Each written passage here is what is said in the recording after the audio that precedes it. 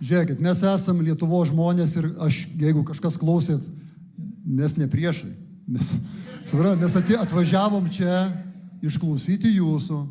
Man nesunku nulipti čia. Žiūrėk, aš paprastas žmogus. Man labai paprastai, atsiprašyt už ką. Žiūrėkit, provokacijas gal į šoną.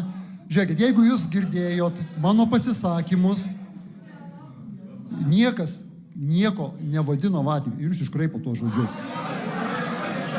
Na jau. Tai parodykit. Tai gerai, atsukit, galėsim po šito diskusijos, man parodysit, ką aš pasakiau ir aš tada galėsim pasakyt. Žiūrėkit, mėlėjai, dzūkeliai, visi suprantam, kokioj situacijoje esam. Ir kad yra šiek tiek burbulų, kad kažkas naudojasi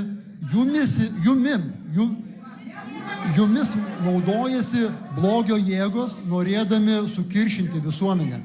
Ir kas svarbiausia, kad didžioji dauguma yra tie, kurie nori čia klausyti ir išgirsti, ką mes šnekam, ką mes bandom jum pristatyti.